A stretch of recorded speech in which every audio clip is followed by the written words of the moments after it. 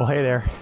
What I am working on here is edging the bed as I prepare it. I haven't put compost down on this bed for this year yet, so I'm finishing. I kind of weeded it. There's still a little bit of weeds in there that I'll take the hoe to, but I'm going around and edging the ends. And so I have what I think is probably a little bit of a crazy method here.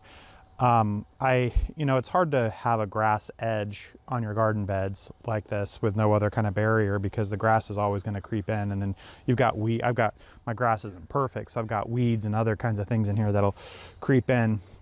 And so my crazy methodology is I do what's called creating a gutter. I create a gutter, and so this is a task that has to be done probably at least a couple times a year, if not a few times a year, if I'm doing it right. But I go through with my handy edger here, and I edge and I dig down, and I create this gutter between the grass path and the raised bed. And that gutter is a place where I could walk if I wanted to step in closer to the bed, but it's also a place where it's kind of the neutral zone in the battle with weeds, is that weeds and grass might creep into the gutter, but it gives me a visual place where I can like get them out of there before hopefully they creep into the bed. And so that's worked more or less. I mean, it's more maintenance than just not having a grass edge to begin with. The beds that have a cedar edge don't have this problem. Yeah, so having a grass edge, got a lot of birds out here today. Having a grass edge creates extra work like this. I'm only doing it for the look of it. If I was trying to be purely efficient or optimize to minimize the amount of work for the amount of production that I get, I would do what I've done in other my raised bed areas, is I put down a wood chip path in between. And I've used the cedar chips. I get a big load of cedar chips for that, and you get an occasional weed in there, but for the most part, that really keeps down a lot of any kind of growth. I even have the cedar chip path right up next to a grass edge path, and it works really well in terms of the grass edge doesn't really bleed over to the cedar chip that much. It does in some areas, but for the most part, it's amazing how well it kind of just keeps its edge. So yeah, for efficiency, I'd say cedar chips, but I like having some variation, and so having some grass paths leads me to this gutter methodology.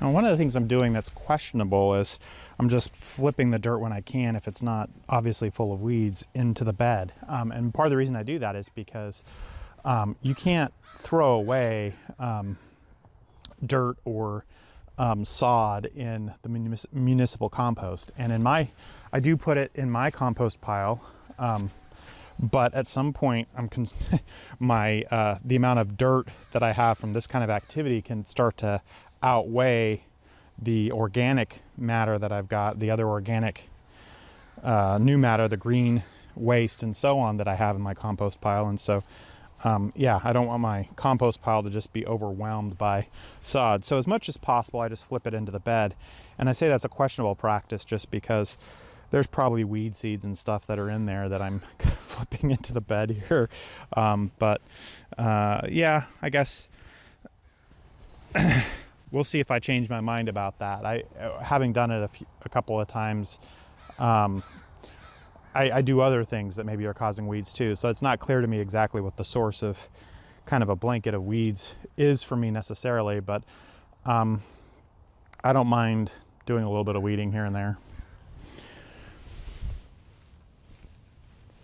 When I do get a clump that's got some weeds in it, then I just take that and toss it into the wheelbarrow to be put into the compost.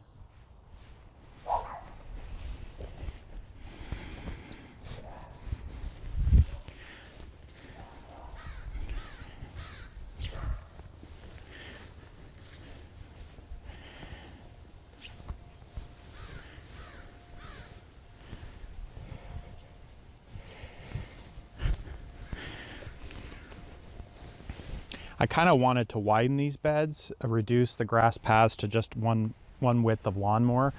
And I'm not opposed to doing that. I totally would.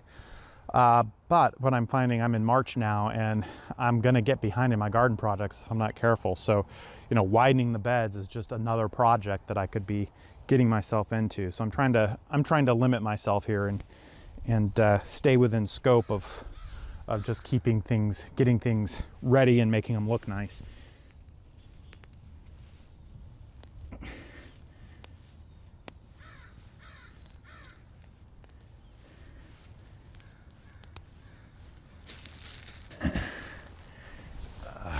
Some weeds in there. There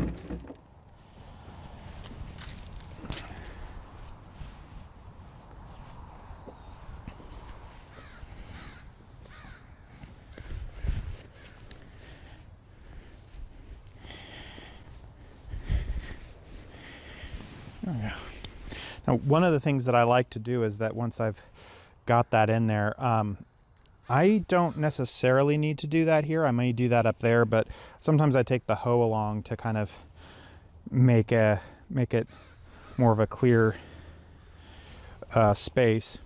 Particularly, sometimes what I found, the moles like to get in here and they like to build their mounds in my gutter.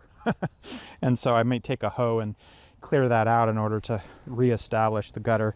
But my gutter's about the width of one of my feet, so I like to just come along here and do that to kind of pack the gutter down a little bit and make that kind of clear distinction between the fluffy bed, the gutter, and then the grass walkway.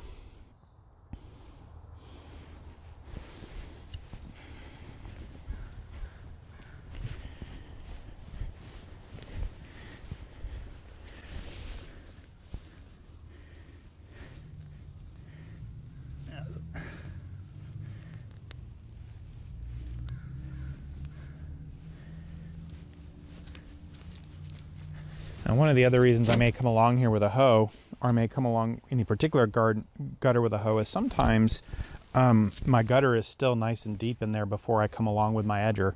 I think over the season, a lot of times from both sides it's kind of filling up, and so the edger kind of helps me straighten that edge and then dig that out. But sometimes the gutter's already deep, but then in that deep trench there's already weeds growing in there, and so then you got to get down in there and pull the weeds. Well, the gutter here is like solid clay, and so pulling the weeds out of the gutter is harder to do just by hand, and so that's another reason that I might run a hoe along the gutter.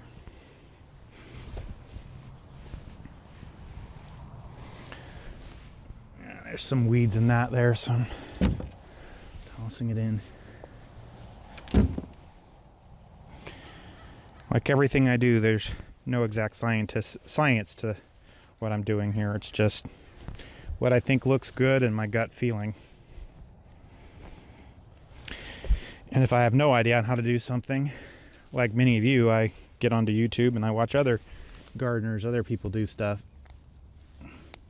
I haven't really seen many people talk about their edges, but you've heard me mention him on my YouTube channel before.